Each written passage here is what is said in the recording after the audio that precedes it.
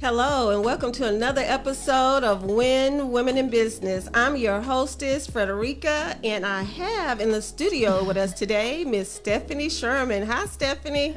Good afternoon. How are you? I am doing great. Well, let me introduce you guys to Stephanie. She is a wonderful person. She's a mother. She's a business owner. She has a coaching business called The Right Step. Did y'all get it? The Right Step. Stephanie Sherman, The Right Step. I just got it today, but I absolutely love it. I just got it today, but I am going to have Stephanie introduce you guys, and I love the purpose and the meaning behind her coaching service. It is kingdom. It is just, helping and reaching back and helping other people. So Stephanie, tell us a little bit about yourself and a little bit about I keep calling it the first step, the right step. That's probably why Stephanie's laughing. The right step might need to be your first step, okay? So maybe you're trying to tell people this needs to be your first step.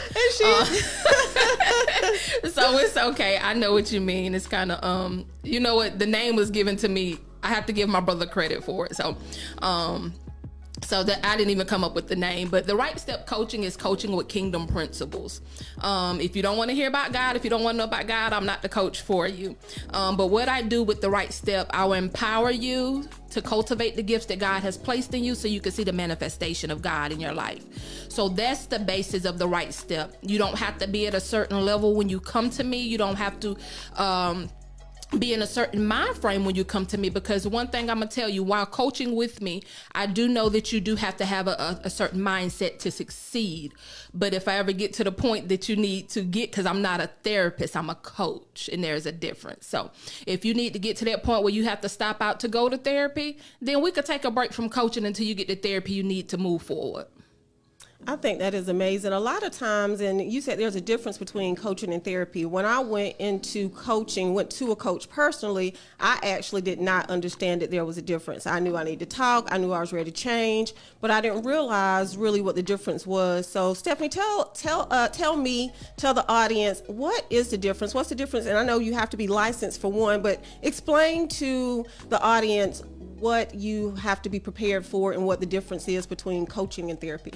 Okay, so with a therapist, like you stated, you're licensed. A therapist can diagnose you. A therapist can prescribe different things. But with a coach, you do not have to be licensed in the state of South Carolina. But I am a certified professional coach. So I do have credentials, but I'm not a therapist. What a therapist will do, a therapist help you more of a mental point of it. Let me see how I can make sure you understand it. What I'm going to do, I'm going to coach you. You're going to come with me with the materials. You're going to come with me with everything that you already need. Guess what? I'm going to help you walk through that and execute. A therapist, a lot of times, they're going to actually help you clear your mind to actually find that purpose that you have in you. But sometimes our mental health, life, and different things like that causes us to not have that ability to get to those purpose. So and that's my own personal, this is not a textbook definition, but a therapist is more on the inside, mental side. I work with what's given to me, what's the outside. And I agree with you 1,000%. I think when I finally realized the difference in the two, I think for me, the life coach was, okay, you have a goal and you have a plan, and I have 9 times out of 10, your life coach is going to have either a past or experience that's similar, and they're going to be able to guide you because they've already, it's almost like if you've seen that poster where you have God and you have the footsteps, you're just kind of following in the footsteps because they've already kind of navigated through, and so now it's going to make it a little easier for you to come through. And it may not be the exact same situation, but if you've watched the podcast before, you know I always talk about suffering and I talk about purpose, and we don't go through things without a cause and without a purpose. So a lot of times we are able to go through those things and make it through them so that we can reach back and help other people. And I think that's what you're doing, right, Stephanie? That is correct. And I'm glad that you stated, coaches, we do, let me take that back. I never decided to be a coach. I never said I never woke up and said, you know what, today I'm gonna be a life coach. This was something that God told me I was gonna do. even while I was going through my trials and preparing me for this journey, I still did not wrap my mind around that I was going to be a coach to tell people how to do this. I'll give advice. I'll help anyone that call my phone. I will do that. I didn't have to have that, but this is the road that God told me to use with the Right Step coaching. So another thing to go back with the therapist versus the coach, just think about psychology versus sociology. Yes. Psychology, you deal with the body, the mind. Sociology deals with how you react to the surroundings. And so that's how it can help you. I hope I can distinguish between the two. The difference between the two. Oh, yes. I thank you for breaking it down, and I'm sure the audience does too, because a lot of times it can be confusing. Who do I go to? A psychiatrist, a counselor, a therapist? They got so many different areas and avenues that you can take to get help, seek help. I want to take an opportunity right now just to say that if you are going through something, if it's the loss of a child, loss of a job, loss of a spouse, loss of anything, please reach out and get help. All of us start at different points, but the only way to actually, a lot of times you have to actually just go through whatever it is, and a lot of times you may or may not need assistance from other people. Don't be afraid to reach out is really what I'm trying to stress, because so many people in our communities are afraid. They're afraid of the stigma that's attached to grief, loss, whatever, depression. But we want to make sure that that this is a safe community for such things. With that said, please like, share, comment, Win Women in Business. That is what this platform is for. We want to create a safe place. We also want to share this platform and make sure that the word is getting out, that there are places like The Right Step to help you and guide and assist you. Well, we have our word today. Our topic today is Right Step. And we're going to get started because it's kind of a long word, and we want to make sure that we have a lot of time to discuss each word. For those of you who are just joining us for the first time, I am Frederica again, acronym queen, and I like to take a word and I break that word down. We go letter by letter and we kind of explain what the word represents to us. So our first word in our word right step is, I did resilience. So the reason I chose resilience, just like we were just saying, many of us go through things in life, and a lot of times we think, I'll never make it through. And then one day we wake up, Step, and we're like, how in the world did I ever make it through this? Okay. Yes, and it's resilience. So I want to encourage you guys again, don't give up. You can make it through. And you have to go through the process. You actually have to go through the process. There's no roundabout. There's no easy way through. You literally have to go through it. What are you thinking over there, Stephanie? With the art, you have to be ready. Ready. Oh, love it. You have to be ready. And when I say ready, people's like, I have to get myself ready. Ready may be just that first step. And see, people like, I can't start. I don't know what the second. Sometimes you don't get the second part of it until you start the first part. Exactly. So you have to be ready. You have to be ready to be critiqued. You have to be ready to get before the people and be disciplined. To grow. To be even disciplined, Stephanie, because a lot of times we say we're ready for something, but are you ready to get up early? Are you ready to be on time? Are you ready to be consistent? There's a whole lot of things that comes along with being ready. Are you ready to sacrifice? Oh, that's a big one. And that's where a lot of people say, I quit, I give up, never mind, so you're exactly right. So I have another R. I put this one down specifically for myself because as I went through depression, anxiety, and post-traumatic stress, for those of you who don't know my story, I lost my 7-year-old daughter, Naomi Love, 12 years ago. And after I lost her, I did suffer the post-traumatic stress. And when I would lie down or close my eyes, I could just see that play over and over and over in my mind. That is not the last memory you want to have of your child. And so I literally prayed and I asked God to take that away. But, and he did. But what I also did is I started to suppress more of my emotions, more of my feelings in my memories. And I suffered and struggled with my memory loss. So one of the other R for me is to remember.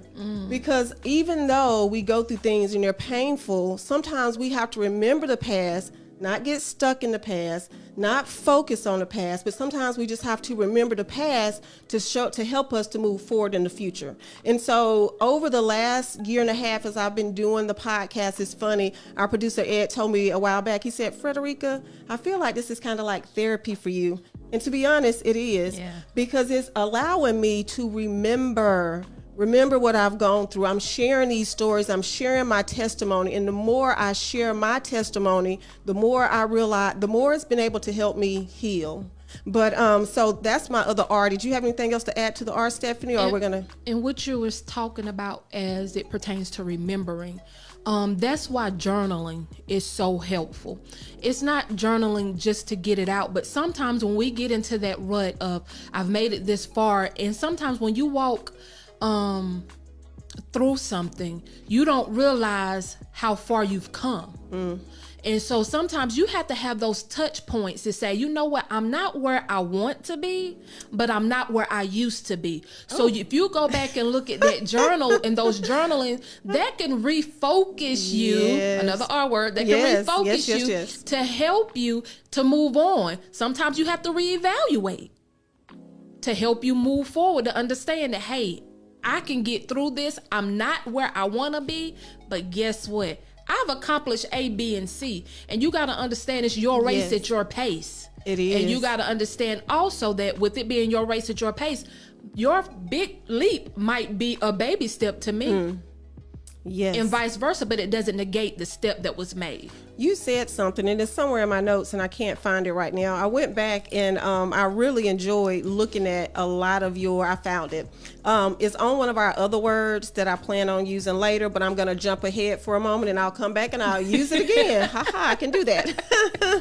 But I'm a quote. It says, your victory is in the process, not your pace. And then you got victorious, the right step.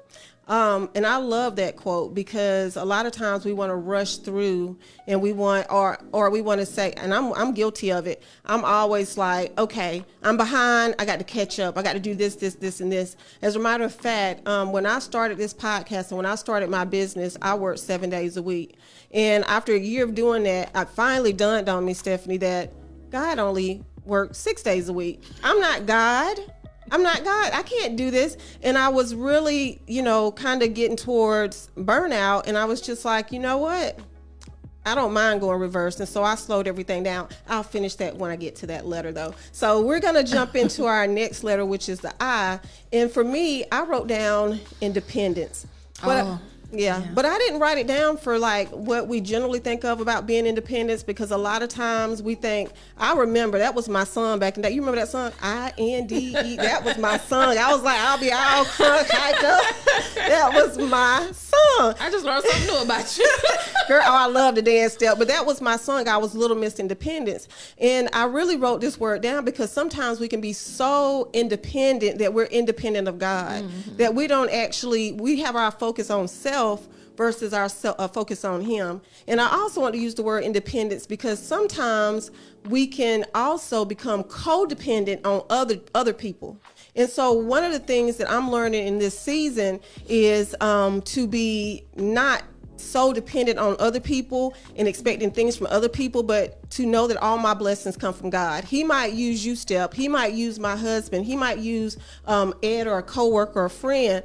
But at the end of the day, those blessings came through him, and I need to acknowledge where the blessings are coming from. Exactly. And I just had individual, because we have to realize sometimes we are quick to say, well, I don't have nobody to help me. But we got to understand that every gift that we have inside of us to complete our purpose, we have it already. We have it. We already had that individually, but we were created to work together.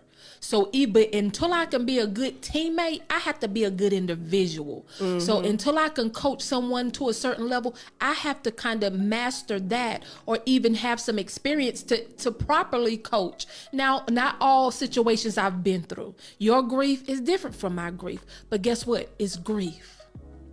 And when you coach, you have to be careful, because I don't want to make it about my experience. But with me going through it, it helps me to understand your experience so I can help you walk through it. It's not about the coach, it's about the person that you're helping. So you have to be able to work on you individually, because when my clients come to me, I'm done. It's not about Stephanie. So individually, you have to be, and that's what ministry, as many pastors, when they have to stand in front of the pulpit or when they have to do things, it's not about you. It's about the souls that you stand before, that you are held accountable for. And that's with coaching, that's with teaching, that's with parenting. We are accountable.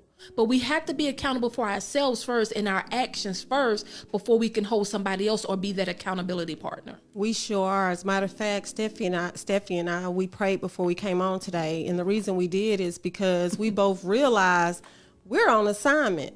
You know, a lot of times, you know, people stand before other people, and I'll be the first to tell you, it feels good sometimes to be the center of attention. Anybody that knows me knows I love being the center of attention. But at the end of the day, it's not about Frederica. It's not about my story. It's about, you know, helping and actually being able to assist the people. I personally believe we're assigned to people. And I believe it's helping those people that we're assigned to. Some of the people I'll meet in person, and some of the people I will never meet. And that's the reason I love this podcast, because I still am on assignment. I may never meet you, but I may have been assigned to you. I may have a word that's going to help you come out that situation. And again, it has absolutely nothing to do with me at all. Stephanie, you mentioned a moment ago that your grief was different. If you feel like sharing, would you please share with the audience? And if not, we can move forward. You know what? The funny thing about it, you stating that, and I was hoping you wouldn't say anything about it, but as we prayed, I wanted the Holy Spirit to use it, because sometimes people use their situations to be a crutch. But I had to evaluate what grief meant to me. And to be totally honest, when I was 25 years old, I lost my middle brother. He was, a lot of people didn't know that, but he was hit by a train. And that was the middle brother. Now, I love my big brother. I'm so blessed that he's a great dad and a great uncle. My middle brother, because he was the closest to me, he was the one that was at home with me more. When my brother went off to the service, when my mom worked, that was my brother. So right after he passed away, I found out I was pregnant with my daughter. So I didn't grieve much. And then years after, my kid's father was killed in a motorcycle accident. And I didn't really, I grieved.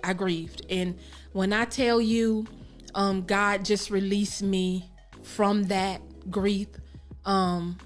So that was my grief. I really feel like over the years, I've bottled up a lot of grief, and I know how to suppress it, because I knew I had to keep going for my kids. So that's how I was functioning with my depression and anxiety until a point that I bubbled over. So that's when I said my grief, because I don't know what it feels like to lose a child. I'm not even gonna play like I know. I mean, I can't even rap. I'm for real. And I tell my mom that we're not prepared, even though we know that's the inevitable. We're gonna come into the world and we're gonna leave. Exactly. It's something that we cannot dodge, but I just can't wrap my mind around that. So my heart goes out to anyone that has to bury a child. But Frederica, I've seen you flourish over the years. When I first met you, our kids was going to after school together. Yes. And you talking about you were so shy and timid to me. I would have never thought you commanded the room. But it was something that drew us together back then. And our kids were in elementary school, and now our kids in middle and high school. Mine is middle and high now. So I've known you, and I've watched you just develop over the years, and I see you continuing to grow. So, but I didn't mean to stir away from the grief thing, but I had to go back and touch that point. But yeah, so I had to sit down and deal with the grief before I can even start the right step, because the right step actually started before my brother passed away. It started in a different capacity, but then as that happened, it started to metamorphose into what it is today. It's interesting that you say, because any of my friends that know me to say shy and timid would be like, we talking about the same person? But what's interesting is I literally intentionally withdrew. And I actually had my calling cards probably as a child. And as I think about it, I was like, nope, not going to do it. Not going to do it. And so I was the person that would sit on the back seat of the pew. I was the person that did not want to be involved. As a matter of fact, when I lost my daughter, before I lost my daughter, I was supervising over 200 people, and definitely from a natural born leader. And I mention all that to say that, we all go through different things at different times. And I mentioned this to you last night as we were talking. I have always been a natural born leader. I did not accept my call to be a natural born leader. And I'm looking at you because I'm getting the feeling, and put Stephanie up, I'm getting the feeling hey, that you should have left me alone now. I'm getting the feeling that Stephanie's always had this call on her life. He will separate you. And I want to make that perfectly clear to people. A lot of time, the least likely, the ones who don't want to be the center of attention, the ones that's high and the one that's in the background, those are the ones that are actually called to the forefront.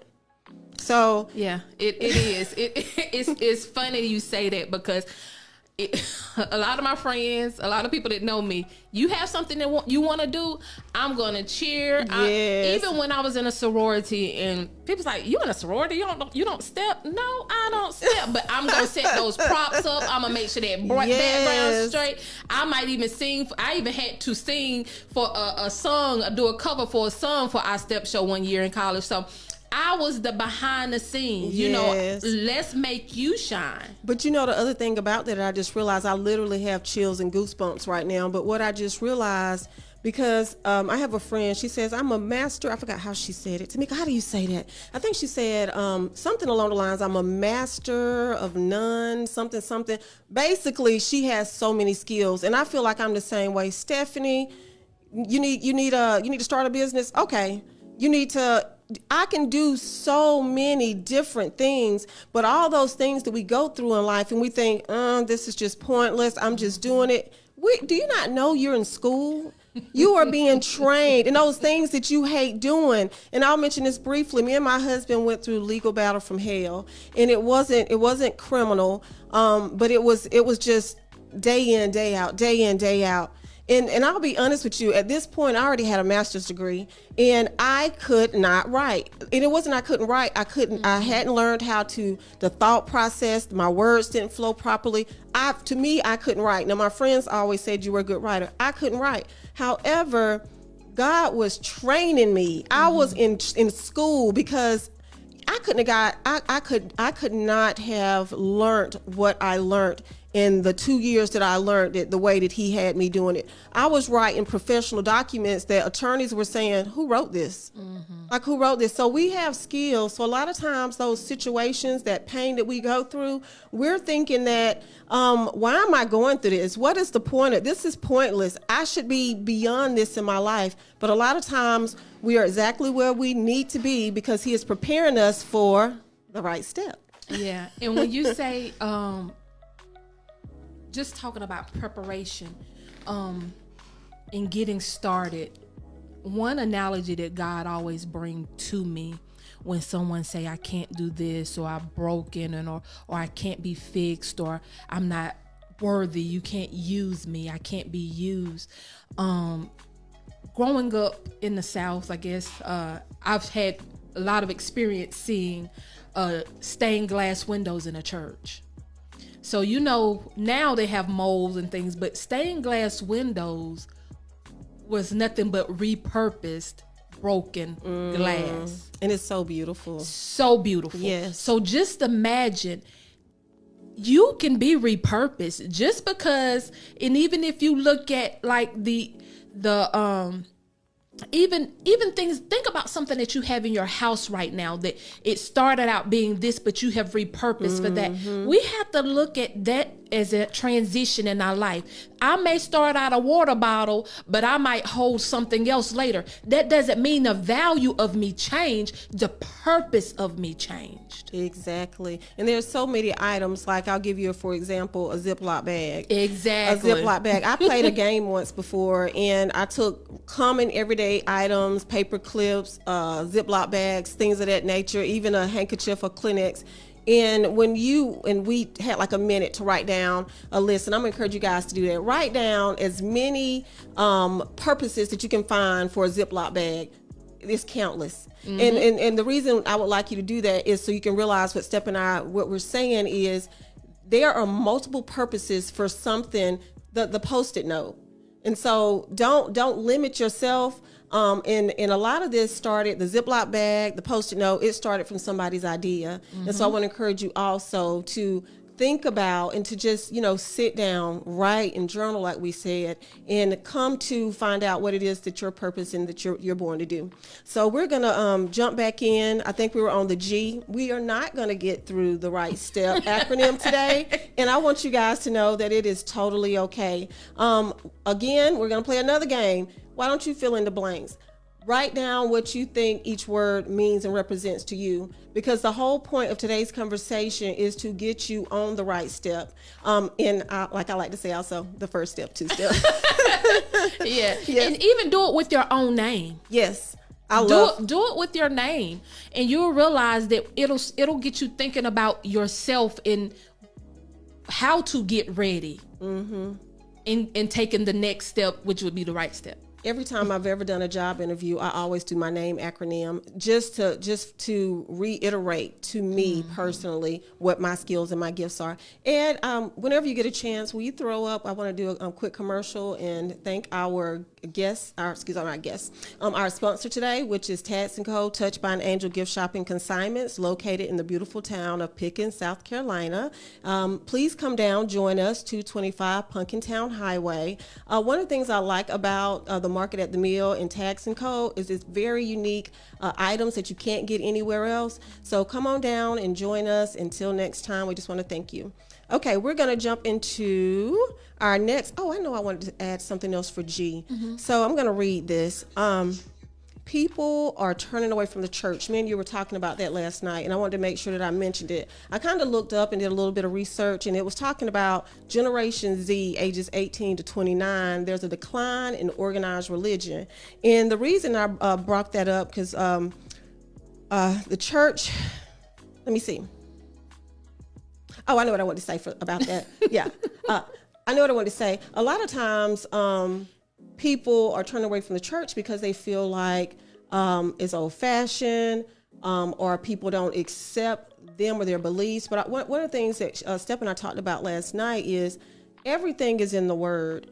It's not the man, like we said at the beginning of the podcast. It's not about us. It's not about the person on the platform. It's about the Word. If life does not line up with the Word, then, we're supposed to read precept upon precept. So I want to encourage you guys not to look at the man or the woman that's in the church or in the pulpit, but go back to the basics and go back to the Word, because there are too many people that are walking away. They feel lost. They feel isolated. And like we were saying earlier, the church is not the only place that you can get help from, but sometimes you need something other than yourself. So, Steph, did you have anything for G? I want to touch bases on the church. And I'm not touching bases on the church as in the building itself. I'm touching bases on the fellowship. When I lost my kid's father, and I was in a church, going to church, didn't miss a Sunday. Yes. I was there. Faithful. Still flawed, but faithful. Yes. Faithful. And that's what helped me get through it. And if I would not have been in a ministry, yes, I would be dead. You know why? Because I would have isolated myself. Yes. And those dark voices, when you fellowship with people that truly care about you and know you and can see your heart, you don't even have to open your mouth and say you're hurting. You don't even have to ask for prayer, because they see that they are the Holy Spirit. So I want to encourage people, don't run back to a building. Yes. Don't run back to what is comfortable to you. I want you to look at yourself and see what you need to get to the next step. Seek God and allow God to direct you in the direction that you need to go into. That's what I was going to say. He'll send you in the right direction. I've been in mega churches. I've been in small churches, and at different seasons, at different points in my life, one was okay and beneficial, and then at other times in my life, I was hungry. I was hungry, and I was seeking. So sometimes we have to do that too. So the next letter is H. And for me, we were just talking, we spoke earlier about healing. So for me, my H is for healing, because everything in life is a process. There's a time that you're going to cry. There's a time that you're going to grieve. But there's also a time that you're going to heal. And hopefully today we have actually given you some insight and some tips and some pointers on ways, by us sharing our personal experiences, on ways that you too can heal and that you can go through the process. And I said it earlier and I'll say it again. You have to go through the process, because when you refuse or you stop, guess what? You get stuck. You get stuck. And so what we want to do is we want to bring you along with us, and we don't want you to get stuck, and we're going to give you tools and resources to keep you moving forward in life. Stephanie, what would you like to add to that? Help. H, help. Yes. Help. It's okay to ask for help. It's okay to not know the answer. And this is not just talking about, a lot of people deal with things in silence because they are afraid to ask for help. Our African American male, we teach our sons to be strong and to hold up this persona. But not cry. I heard somebody say that the other day. We're not supposed to cry. But guess what? They need to be comfortable with saying, whether it's their husband, whether it's their wife or their dad or their children or whatever, they need to be comfortable to say, help. Exactly. And I'm not okay. I'm not okay. Yes. Even as mothers, sometimes if we work around, or we have a lot of friends that are married and we're struggling, even, let's be honest, as a single woman, hey, I need help because I don't want to be out here with everybody. So sometimes I isolate myself and I stay in the house because I know what my body is saying. And people don't look at me sideways, because we are human. Yes. And we have things that we have to work through. But as single women, we have to say, okay, Lord, I need your help. And that's not just with finances. That's help with me being still and learning who I am as a woman. So when you send my help, I can recognize it. And I know what I have to bring to the table. And accept it. Because a lot of times, I know for me, it's been a whole struggle, because I was independent and single for so long. I was almost 36 years old before I got married. So even when I got help, I didn't know how to receive help. So I'm going to go into our next word, which is truth. Now, this is my favorite all-time word of the year, because let me tell you guys what, if you want to be free, if you want to heal, then truth will set you free. For me, I had to go back, and I talk sometimes about my husband on the podcast. We have gone through everything from domestic violence. We've gone through some stuff. And one of the things that has brought us out of it and is helping us to start the process in healing, we still have a ways to go, but one of the things is the truth. If you can't look at yourself, or you can't look at your partner, and you can't speak truth, then, I'm going to use your quote, Stephanie. I was thinking about that. Stephanie actually said this as we were preparing for the podcast today. I said, I'm going to quote you on that, Stephanie. God can't bless who you pretend to be. Did y'all get it? Did you catch it? Because I'm going to say it again. God cannot bless who you pretend to be. So with that, I'm going to reiterate, that was one of the reasons I took off my wig. Yes, I got my little ponytail piece in today, and I got my little lashes on it. They're cute. I think they're cute. But with all that said, you have to know who you are, and you have to know your truth, because you cannot resolve a problem that you don't know exists. I know, right? Okay. Y'all should have seen Step. Put Step up. Yeah. Y'all should step like side eye. Give him the side eye. I talk with my face sometimes, not my words, but my face. And I was like, that is the truth. Yes. That's like me dressing up to be somebody and saying, God, come help me. And he come and help you. He's like, where you at? Which one are you? I don't know. And then you realize but you still need help. Yes. So we got to get to the root. You have to get to the bottom of this thing. And what you say in truth, we have to understand too, when we work with people and talk to people, we have to respect people's truth. Yes. Because just because your truth might make me uncomfortable, I'm glad you brought that up. I don't want to turn away from your truth, because that's your feeling. You have a right to feel that. Yes. So I don't want to turn away. And we have to show empathy and be more engaged when people tell their truth. Yes. Stephanie, I think, and I have to mention this, and we're running out of time, but I think that's the reason so many people have kind of left the truth, just in my personal opinion, is they're not accepted. They come to the church, they say, this is who I am, and we say no. And then they're turned away, and it's like, where do I go? This is all I know. So maybe we'll get into it in the next episode. I just wanted to mention that. But be true to who you are. And I want to say one other thing about that. I hate to make this statement, but it's my truth. When I was depressed, when I was going through anxiety, when I was suffering from post-traumatic stress, it wasn't the Christian that came back for me, just so you know. It was a friend. She was an atheist. And I had some people tell me, because I referred to her, and I didn't literally mean she was an angel from God. I meant this person cared enough about me that they made sure I was okay. God if he can use a donkey, he can use anybody. So don't be so quick to judge other people. That's my final word, Stephanie. I'm going to turn it over to you, give you an opportunity to say your final word before we close. That was a mouthful. I'm going to see if I can keep this final word, because that is a mouthful. Hey, I'm just gonna I'm gonna leave it at that, because sometimes even with leadership and moving forward, we don't have enough succession plans. We don't have enough plans in place to say, hey, these young ladies out here, they need me, even though that I may not be what society definition of success is. You can still go back and reach someone. Even if you have just learned how to cover up your body, even if you just, you have to, your gifts are not just for you.